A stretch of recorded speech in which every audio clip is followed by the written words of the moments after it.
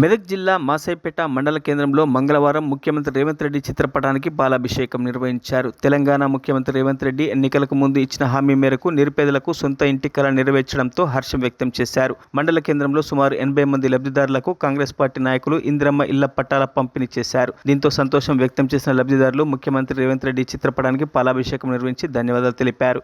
ఈ సందర్భంగా కాంగ్రెస్ పార్టీ నాయకులు మాట్లాడుతూ తెలంగాణ ప్రభుత్వం ఎన్నికలకు ముందు ఇచ్చిన ఒక్కొక్క హామీని నెరవేరుస్తూ నిరుపేదలకు అండగా నిలుస్తుందని తెలిపారు.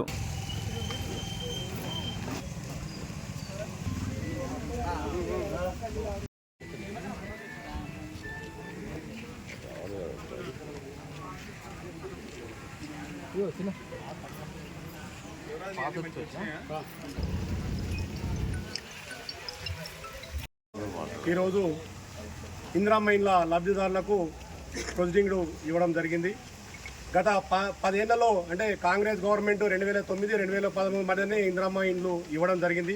తర్వాత వచ్చిన గవర్నమెంట్ 10 ఏళ్ళు ఇస్తాము అని ఆశ చూపుకుంటేనే డబుల్ బెడ్లు ఇస్తాము అనుకుంటా ఆశ చూపుకుంటా 10 ఏళ్ళు కాలం గడిపింది. మళ్ళీ ఇప్పుడు కాంగ్రెస్ గవర్నమెంట్ వచ్చినాకనే, ఎందుకంటే కాంగ్రెస్ గవర్నమెంట్ అంటేనే పేదల పక్షపాతి, ఇందిరమ్మ రాజ్యం దేవాలనే ఉద్యమంతో రేవంత్ రెడ్డి గారు ఫస్ట్ విడతలో మనకు నర్సాపూర్ కాలేజ్ ఐఏఎస్గా 49 ఇండ్లు ఇవ్వడం జరిగింది.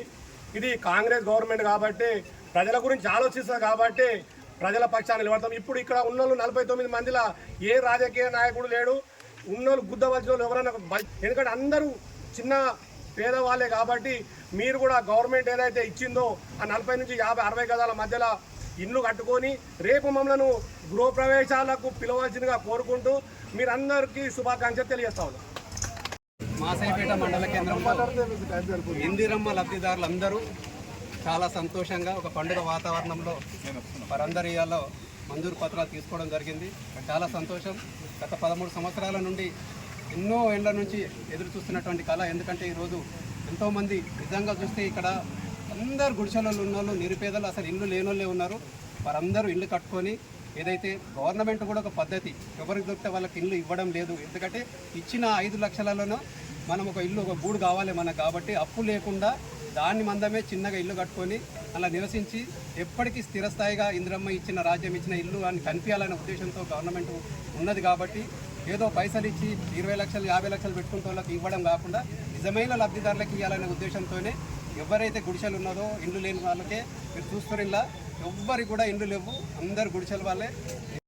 మనం ఇందిరమ్మ ఇండ్లకు సంబంధించిన ప్రొసీడింగ్స్ మన అక్కలకు, మన అమ్మలకు, మన గ్రామంలో ఇందిరమ్మ రాజ్యం తరఫున రేవంత్ రెడ్డి గారి నాయకత్వంలో ఇన్ఛార్జ్ ఆవుల రాజిరెడ్డి గారి ఆధ్వర్యంలో మనం 49 ఇళ్లను శాంక్షన్ చేసుకోవడము, ఆ ప్రొసీడింగ్స్ మన అక్కలకు, మన చెల్లెళ్ళకు, అమ్మలకు ఇవ్వడం విధంగా మన గ్రామస్తులందరికీ ఎంతో సంతోషకరమైన విషయం.